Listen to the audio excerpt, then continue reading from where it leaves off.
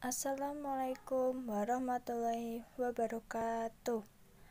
Perkenalkan, nama saya Delima Putri Adrianti dari Prodi D3 Keperawatan.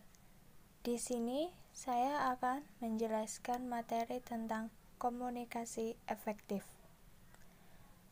Komunikasi efektif adalah pertukaran informasi, ide, perasaan yang menghasilkan perubahan sikap sehingga terjalin sebuah hubungan baik antara pemberi pesan dan penerima pesan.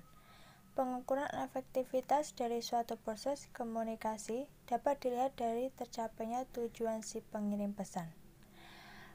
Pengirim adalah orang yang memulai proses komunikasi dengan mengirimkan pesan. Receiver yang tidak ditunjukkan kepada siapa pesan tersebut akan disampaikan. Isi-isi komunikasi yang efektif: 1. Karakteristik, 2. Keterampilan, 3. Makna, 4. Hambatan. Karakteristik komunikasi yang efektif hanya menyampaikan pesan saja tidak cukup. Karena itu, kita harus memenuhi tujuan pengirim. Dengan mengingat hal ini, mari kita bahas elemen-elemen yang membuat komunikasi efektif. Yaitu yang pertama, pesan yang jelas, yaitu pesan yang ingin disampaikan pengirim harus sederhana, mudah dijangkau, dan disusun secara sistematis. 2. Pesan yang benar, yaitu informasi yang dikomunikasikan tidak boleh samar atau salah dalam arti apapun. Yang ketiga, pesan lengkap, yaitu komunikasi adalah dasar pengambilan keputusan. Jika informasinya tidak lengkap, dapat menyebabkan keputusan yang salah. 4. Pesan tepat, yaitu pesan yang dikirim harus singkat dan ringkas untuk memfasilitasi interpretasi langsung dan mengambil langkah yang diinginkan. Yang kelima, keandalan, yaitu pengirim harus yakin dari ujungnya bahwa apapun yang disampaikan benar menurut pengetahuannya.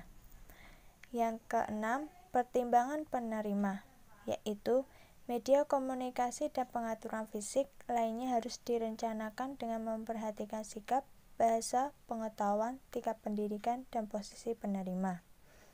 Yang ketujuh, sender courtesy, yaitu pesan yang disusun harus mencerminkan kesopanan, kerendahan hati, dan rasa hormat pengirim terhadap penerima.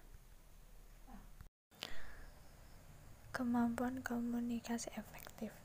Menyampaikan pesan secara efektif adalah seni serta keterampilan yang dikembangkan setelah latihan dan pengalaman berkelanjutan. Yang diperlukan untuk proses komunikasi berpengaruh adalah sebagai berikut. 1. Ketaatan, yaitu seseorang harus memiliki pengamatan yang tajam. 2. Kejelasan dan singkat, yaitu pesan harus disusun dengan kata-kata sederhana dan harus jelas dan tepat untuk menciptakan dampak yang diinginkan pada penerima. 3. Mendengarkan dan memahami, yaitu keterampilan paling penting dalam diri sendiri seseorang adalah dia harus menjadi pendengar yang baik, waspada, dan sabar. Yang keempat, kecerdasan emosional, yaitu seseorang harus sadar secara emosional dan mampu mempengaruhi orang lain dari dalam. Yang kelima, self-efficacy, yaitu harus memiliki keyakinan pada diri sendirinya sendiri, kemampuan untuk mencapai tujuan komunikasi.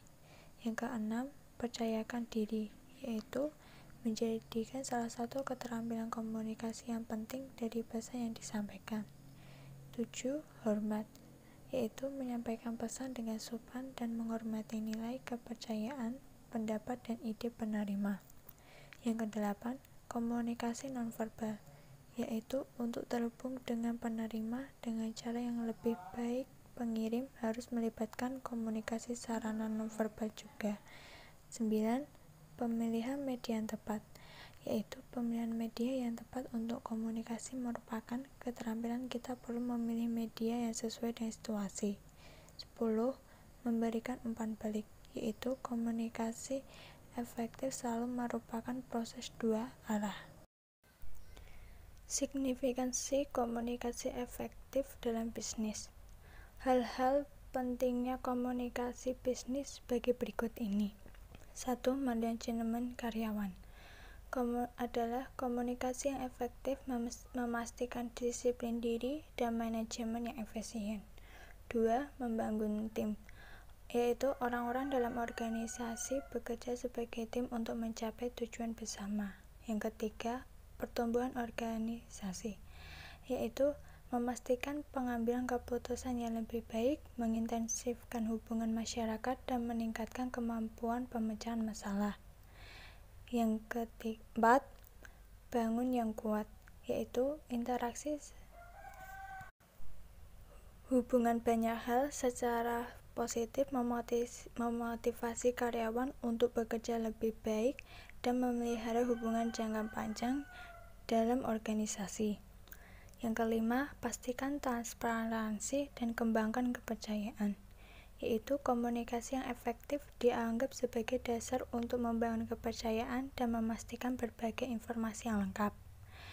Yang keenam, memfasilitasi kreativitas dan inovasi, yaitu menciptakan lingkungan di mana karyawan bebas ide dengan mengeksplorasi sisi kreatif dan inovatif mereka. Yang kedelapan, mengurangi kesalahpahaman, yaitu komunikasi yang efektif menghilangkan kemungkinan kebingungan dan menyampaikan pesan secara jelas dan tepat. Yang kesembilan, pertumbuhan organisasi, yaitu dengan menjaga hubungan baik antara karyawan dan manajemen, meningkatkan fungsi dan mengarah pada tujuan perusahaan. Hambatan komunikasi efektif. Terdapat kendala tertentu yang menghambat proses komunikasi, sehingga kurang bermanfaat bagi pengirim maupun penerima. Hambatan ini dikategorikan dalam 3 kelompok, yaitu 1. Hambatan yang melibatkan kata. A. Bahasa. 2. Ambiguitas dan penggunaan abstraksi yang berlebihan. C. Pesan tidak terorganisir. D. Kelebihan informasi. Yang kedua, hambatan melibatkan latar belakang orang. A. Perbedaan sikap. B. Perbedaan demografis.